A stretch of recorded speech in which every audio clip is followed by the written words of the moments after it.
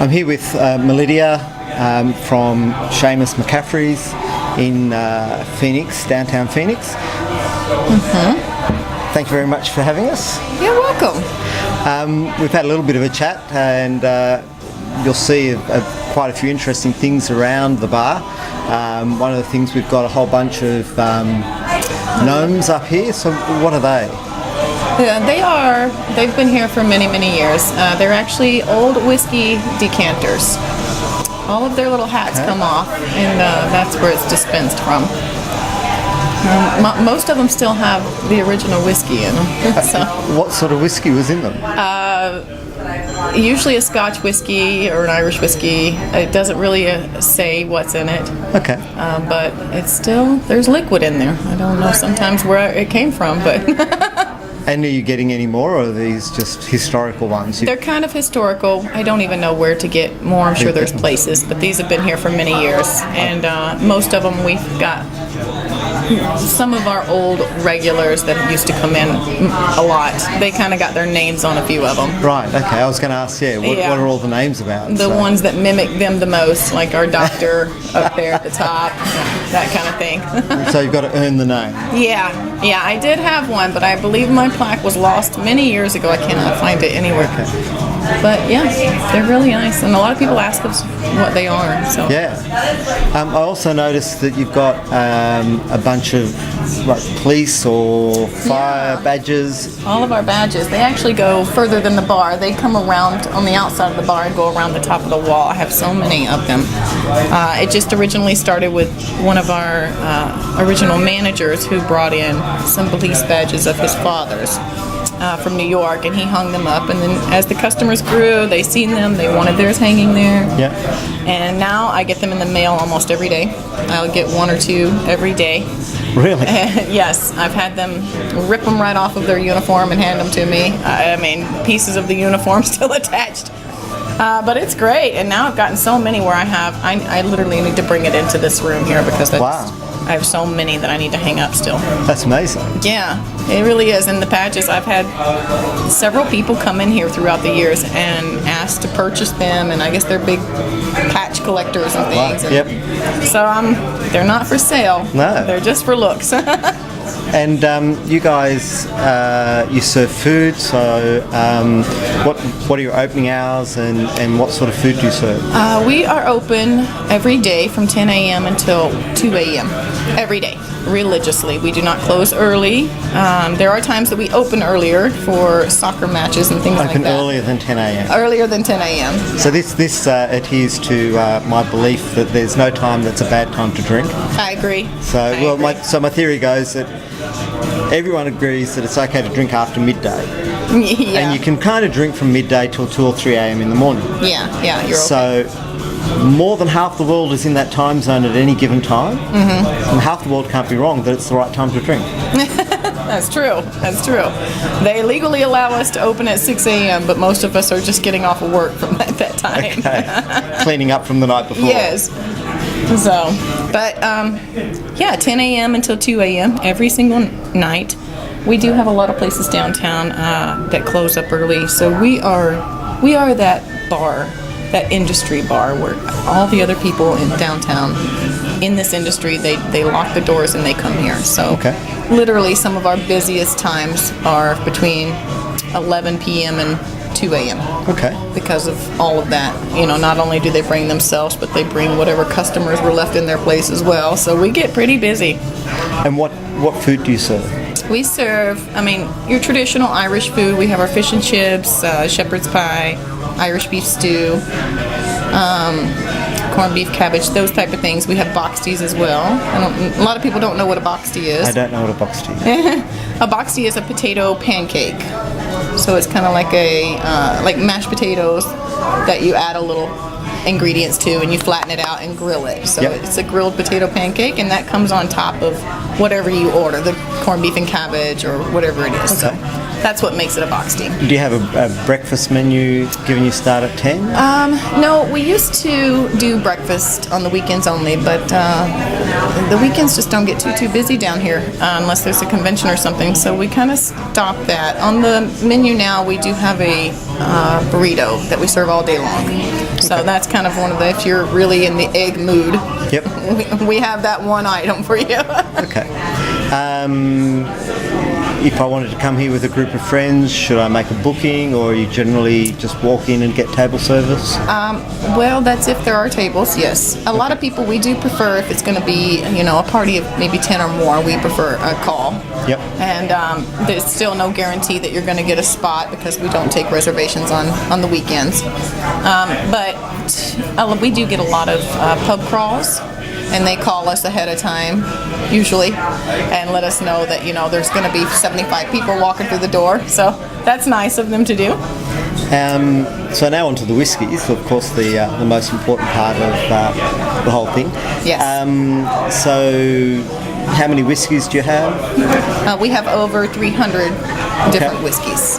And we were talking earlier, you said you believe that's the biggest collection. I think it's the largest in the state. Yes, I believe it is. If it's not, it's right there with it. Yeah. And what do you specialise in a particular? I mean, there's a lot of whiskey, so do you focus on anything in particular?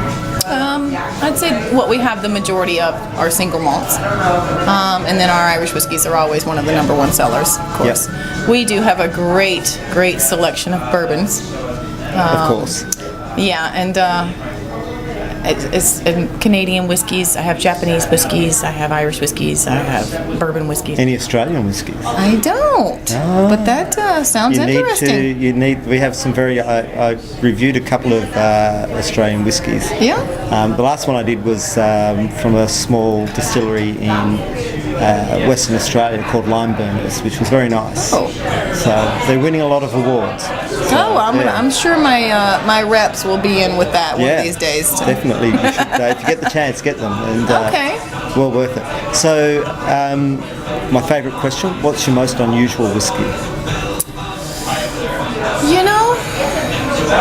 We have so many different whiskeys. It's hard to say what's unusual about each one of them. We do have some of the newer ones that have just came out.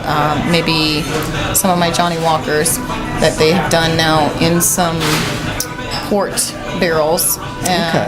It's got its own unique flavor to it when it comes to that kind of stuff. We also do some infusions here with Jameson. We make our own, the blueberry infused Jameson, and then we put some specialty cocktails out with just that specifically. We usually let them infuse anywhere from 3 days to 2 weeks. Okay. And that's really popular here.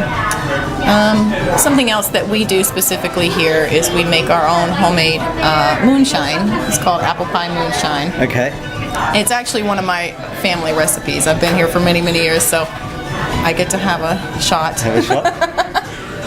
From my family. It's very, very good. The base of it isn't Everclear, but the shot itself is one of the most popular shots that we have here. Well, given it's made here, we probably need to give that a bit of a taste. We definitely do. That'd be a good idea.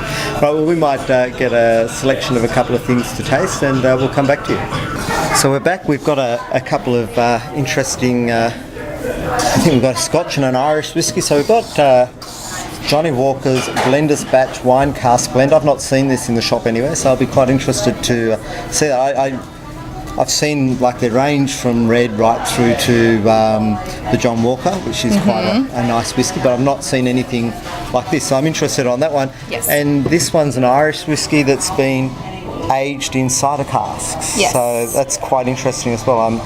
But just before we do that, we were talking a moment ago about the name of the place. So how did it get to be called Seamus McCaffrey? And well, the man himself, there is an actual Seamus McCaffrey. He was born in Belfast, Ireland, and he came here, opened up a pub called the Dubliner, which is still open actually. He doesn't own it anymore, but it's still going. Ended up selling that off and coming over here and building this pub here downtown. Named it after himself. Had a partner with him, Frank Murray, who helped him kind of bring the place up. And about 15 years into owning it, he decided he wanted to sell it and go do another place. So That's exactly what he did. He sold the place off, but we kept the name just because it was so established downtown. We didn't want to confuse anyone. Want to at all, no. Yeah. But it's still going strong, very, very strong. As a matter of fact, Seamus has his other pub now, and it's just not too far down the street, and it's called Rosie McCaffrey's. Okay. Yeah, and that's his wife's name is Rose, so that's for that makes reason. sense. Yeah, makes a lot of sense. Yeah. All right. So we also got some moonshine here.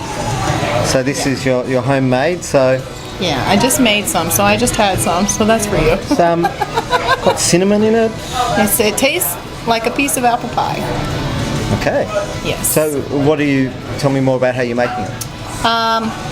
Few secret ingredients, but it's mainly with a cider, apples, cinnamon, definitely cinnamon. That's actually a lot nicer than most moonshine.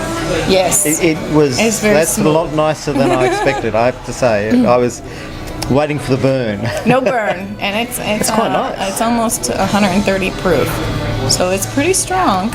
I was about to say you can drink this very quickly and Yes. very easily. If it's 130 proof, Yes.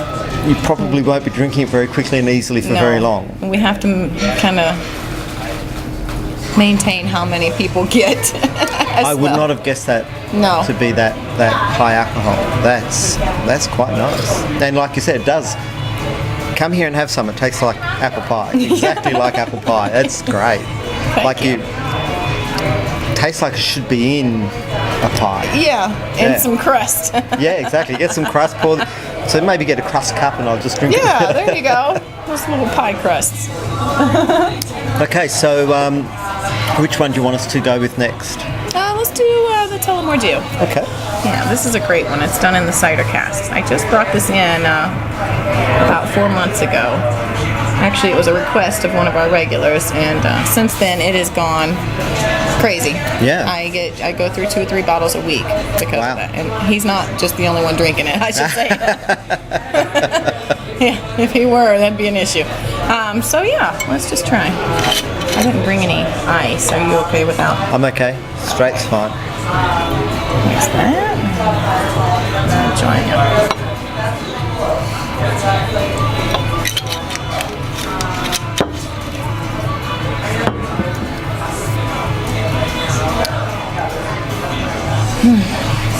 Good stuff. Always nice. Whiskey's always nice. Yes.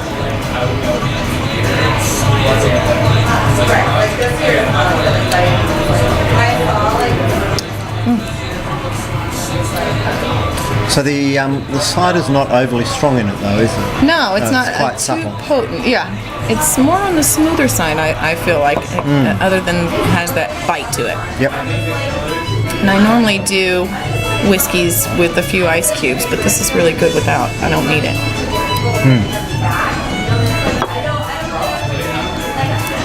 And are all the whiskies your choices? Are you choosing them or? Yeah, for the most part, which is hard to do because, to be honest with you, if it were my choice, I would only have a select few in this place, and we would not be a large whiskey bar. They'd just be your favourite. Yes. Right. Okay. But because I can't be biased, so I just cross the board. So what are your favourites? Some of my favorites are, I do like an Oban. Yep. I do the Dalwhinnie. I like that one a lot. I'm not a huge fan on peated whiskeys. I love the way they smell. I don't like the way they taste. So I would, if you get the chance, try a Lefroy 1960.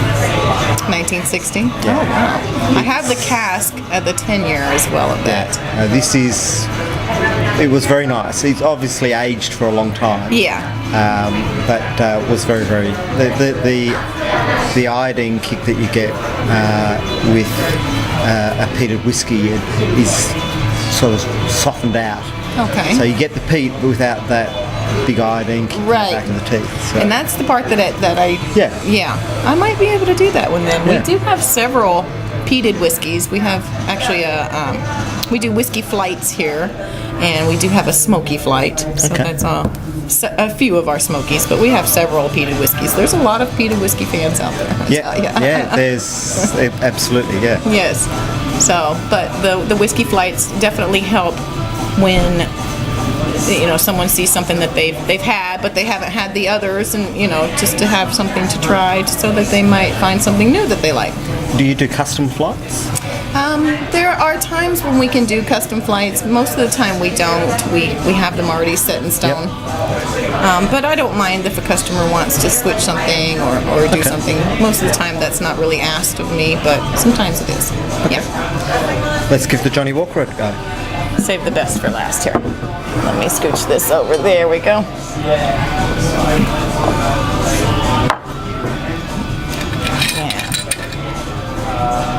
Now this was just brought in as like a company brought it in so we could just kind of get the name out and the style and flavor out.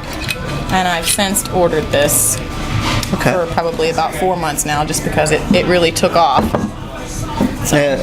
I'm assuming it's aged in a red. I don't think there is an age on it. I know Johnny Walkers are kind of doing away with it. I'm thinking so. Oh, okay. Red wine. I mean, you wouldn't think you'd do it in a white wine cask. Yeah, I would guess the red. Let's give it a try. Cheers. Cheers.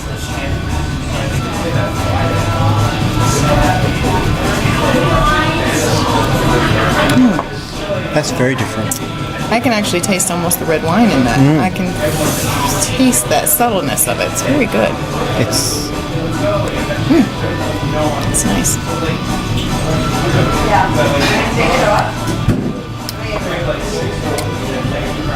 Yep, that's very, very different to any Johnny Walker I've had before. Yeah. That's quite fascinating. Yeah. It's nice. All right, well, I had a great time here. They've been great hosts, so thank you very much. You're welcome. And if you are in Phoenix, make sure you drop in and see these guys. Great selection of whiskies and great atmosphere. So thank you very much. You're welcome. Thank you. Appreciate you.